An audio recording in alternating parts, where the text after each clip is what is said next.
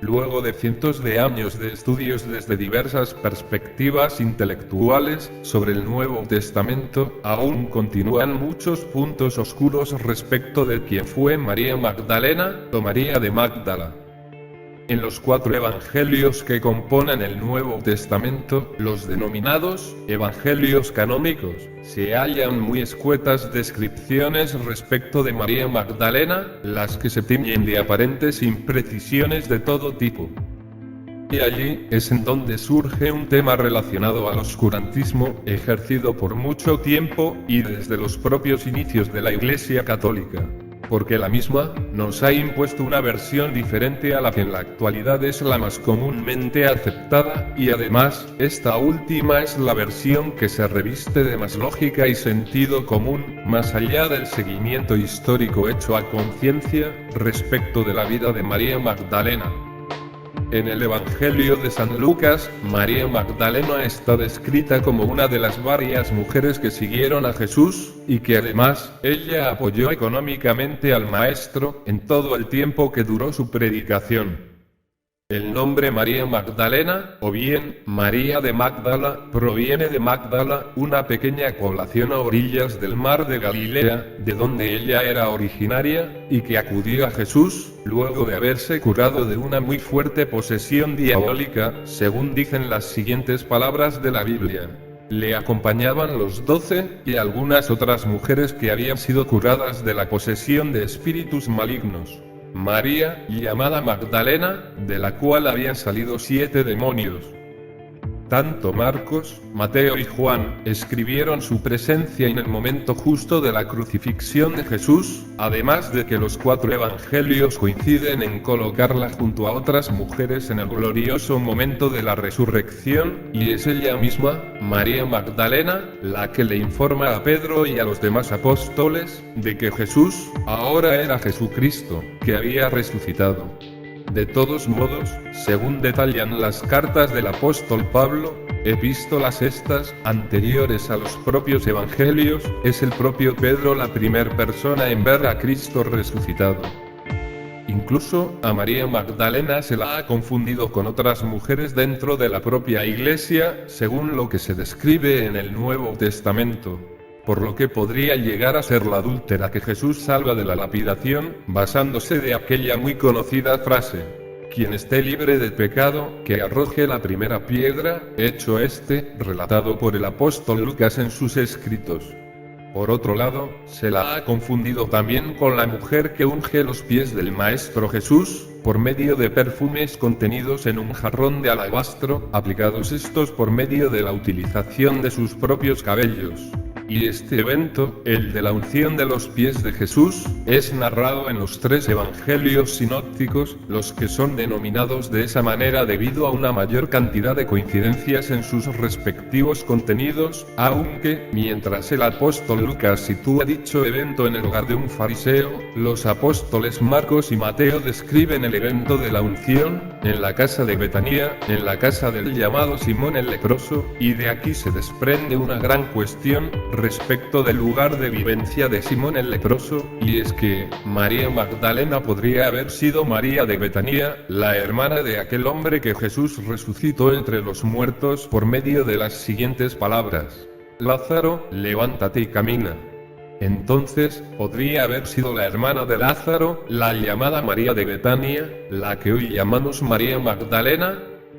En las muchas menciones que realiza el Nuevo Testamento respecto de María Magdalena, los detalles que se arrojan al respecto no llegan a ser lo suficientemente explícitos como para obtener una conclusión fehaciente de la verdadera identidad de María Magdalena, y ni siquiera se llega a mencionar el supuesto apoyo económico que ésta le pudo haber ofrecido a Jesús para poder ejercer su predicación. Ni tampoco se tiene conocimiento si antes de que conociera a Jesús, María Magdalena tuvo o no un marido, y además, no existen datos suficientes para tratar de inferir qué edad tenía María Magdalena, es decir, si en el tiempo que conoció a Jesús, era una mujer de edad similar a la del Maestro o no. y hasta podríamos decir que no existe referencia alguna en relación a su aspecto físico, todo esto, en respecto del Nuevo Testamento por supuesto, sin olvidar de que existen otros evangelios, los llamados evangelios apócrifos, los cuales constituyen los escritos que la Iglesia de Constantino, es decir, la Iglesia Católica, no incluyó como parte oficial dentro del Nuevo Testamento.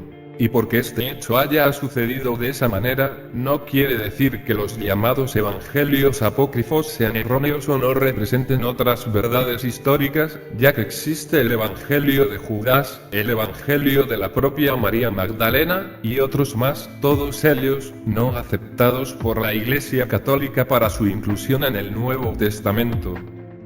Como sabemos, el que los evangelios se escribieran, aproximadamente, unos 90 años después de los hechos, es lógico tener en cuenta la posibilidad de que aquellos eventos contrastados con lo escrito en dichos evangelios, no sean del todo exactos, debido a que en aquel tiempo la transmisión del conocimiento era más bien de boca en boca, y no escrito. Entonces, y posiblemente de esta manera, se pudo haber armado una gran leyenda alrededor de la persona de María Magdalena, debido a que todas las mujeres que se describen en los escritos canónicos, podrían llegar a ser versiones de una sola mujer, es decir que todas las historias y vivencias de diferentes mujeres dentro del Nuevo Testamento, podrían tener relación, de manera oculta, con la persona de María Magdalena, como un fiel modelo de la prostituta arrepentida, de esa pecadora que necesita redimir sus pecados. Y justamente, este tipo de arrepentimiento y de necesidades de redención de parte de las mujeres de aquellas épocas de epidemias y de guerras de todo tipo, y de gran cantidad de mujeres en las calles. Entonces, dicha necesidad redentora pudo haber sido un evento muy común, y también, como para tener en cuenta a la hora de intentar unir la mayor cantidad de piezas sueltas al respecto. Y debido a lo anteriormente descrito, de alguna manera se fijó en el dogma católico, un gran y poderoso tabú que sería escrito con fuego en las psiques de los fieles de aquel tiempo y hasta los de hoy en día. Dicho tabú es el de la sexualidad, reafirmándose con ello, la alienación femenina con una innegable repercusión hacia todos los puntos cardinales del globo y que perdura hasta nuestros días. Por lo tanto, María Magdalena, la supuesta pecadora redimida, ya tenía un papel asignado, quizás por la imposición y por la decisión de tergiversar su verdadera participación en la vida de Jesucristo, más que por el hecho de querer representar una verdad histórica. Este papel de la pecadora que obtuvo su redención, se esparció por toda Europa durante la Edad Media e inspiró innumerables manifestaciones de devoción hacia ella. El apelativo de penitente y su identificación directa con la prostitución fue retirado por el calendario litúrgico en el año 1969, pero dicho adjetivo hacia María Magdalena continuó hasta nuestros días. Y retornando a los evangelios apócrifos que nombré antes, es decir, a aquellos escritos que no fueron incluidos oficialmente por Constantino y sus sucesores dentro del Nuevo Testamento, debido a una supuesta idea de que aquellos van en contra de la divinidad de Jesús y por ende, de la divinidad de la Santa Trinidad. Podemos decir que, en los textos coptos gnósticos, encontrados en Nag Hammadi, en Egipto, en 1945, se le asigna a María Magdalena la característica de un apóstol más entre los 12, indicándose además de que fue la compañera de Jesús. En el Evangelio de Tomás, María Magdalena es una de las 6, y no 12, apóstoles, mientras que el diálogo gnóstico del Salvador la describe como la mujer que comprende todas las cosas, la que es la portadora y transmisora de los secretos de Jesucristo. Y también en Egipto aparecieron, en el año 1896, varios fragmentos de un texto escrito alrededor del siglo II, texto que se lo conoce más como el Evangelio de María Magdalena, que si bien algunos atribuyen la autoría al apóstol Juan, muchos especulan que fue escrito de parte del puño y letra de María Magdalena. Es un texto que en épocas de las supuestas herejías, el catolicismo lo hubiera considerado como un texto hereje y por ende imposible de incluirlo entre los evangelios del Nuevo Testamento, y justamente ese texto que posiblemente haya escrito María Magdalena es un texto basado en la corriente de pensamiento denominada gnosticismo, la cual es una manera más de interpretar al cristianismo, siendo muy popular en los primeros siglos de nuestra era, y que buscaba la salvación, que es esa manera de liberarse de una condición indeseable, por medio del autoconocimiento, mas no así, por medio de la fe ciega hacia un ser superior con forma humana, invisible e incognoscible. En concreto, María Magdalena habría sido toda una representación del gnosticismo y una persona que lo sabía transmitir con liderazgo hacia los cristianos, además de proponer una estructura eclesiástica y social fundamentada en un papel mucho más relevante de la mujer que lo que ha hecho el catolicismo, quien ha ido siempre en contra de la figura de la mujer en el ámbito eclesiástico y por ende extendido hacia la vida de los fieles. María Magdalena pudo haber sabido resaltar y reforzar el papel de la mujer en todos los sentidos en las que actuaban, inclusive en los manuscritos del Mar Muerto, descubiertos en el año 1947, se describen analogías con el gnosticismo de María Magdalena, incluso en ella estarían establecidos los principios de espiritualidad con uno mismo, individual, y con la absoluta igualdad de la mujer con respecto al hombre, algo totalmente desaprobado por la Iglesia Católica de aquellos tiempos, y podría decir que, hasta no muy atrás en el tiempo, dicha Iglesia todavía mantenía dicha postura discriminatoria hacia la mujer.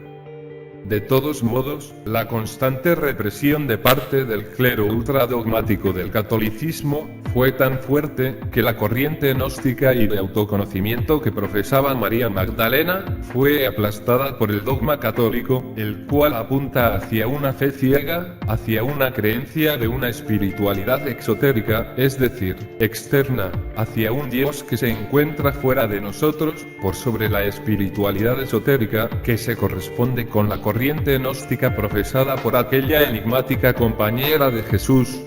Y como consecuencia, la figura de María Magdalena se ha convertido en un icono de la lucha de sexos dentro de la Iglesia Católica.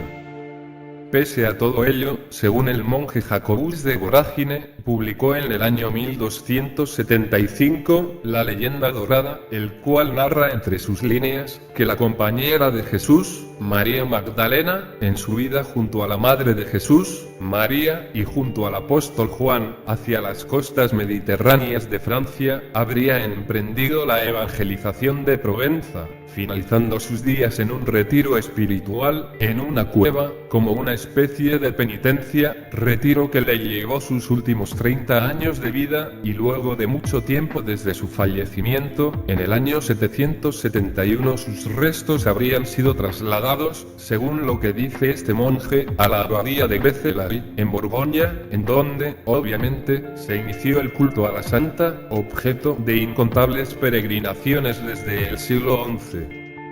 Luego de mucho tiempo, en el siglo XIII, justamente dentro de la supuesta cueva en donde hizo su penitencia la compañera de Cristo, se hallaron huesos humanos que hicieron suponer a los devotos que eran los de María Magdalena, y justo allí se construyó un monasterio al estilo gótico, el cual conserva lo que sería el cráneo de María Magdalena, porque el resto de sus huesos se perdieron por diversas profanaciones en la llamada Revolución Francesa.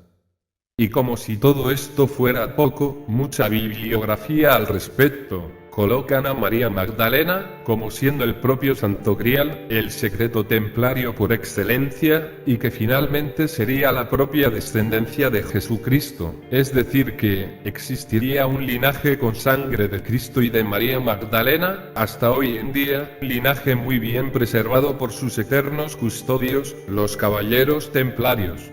Y dicho linaje real, habría partido de las dos hijas del amor entre Jesús y María, llamadas Sara y Sofía, respectivamente, y que una de las cuales, posiblemente sería la que el genial Leonardo da Vinci, un supuesto miembro del priorato de Sion, dejó plasmada en su icónica pintura, La Última Cena, justo sobre el hombro de quien vendría a ser el apóstol Judas. A partir de los hijos de Jesús y María Magdalena, se crearía la llamada dinastía de los merovingios. Pero la redención de María tenía que llegar. Y llegó merecidamente en el año 1988, cuando el Papa Juan Pablo II la denominó como apóstol de apóstoles, pasando a ser un importante icono de la necesidad constante que debe tener el catolicismo en cuanto a la revisión de sus dogmas carcelarios, y su necesidad de una tendencia hacia aquel gnosticismo y el autoconocimiento que María Magdalena pregonaba en sus épocas de compañera de Jesucristo. Es decir, queridos exploradores de enigmas, la Iglesia Católica tiene una gran oportunidad en sus manos, y es la de adaptar sus dogmas retrógrados y cavernarios hacia un claro gnosticismo, es decir, a que los fieles sepan que van a encontrar a Jesús dentro de ellos mismos, tal como Jesús lo decía, que el reino de los cielos se encuentra en cada uno de vosotros, es decir, que nosotros mismos somos los que debemos encontrar a Jesús, o al profeta de la religión que sea, dentro de nosotros mismos, esotéricamente, y no exotéricamente, mirando dentro nuestro, transmutando nuestras asperezas conductuales que provienen desde lo profundo del inconsciente, desde nuestros egos, en virtudes, porque el progreso colectivo no se dará nunca si no comenzamos a progresar individualmente, por nosotros mismos, entendiéndonos para luego comprender a los demás.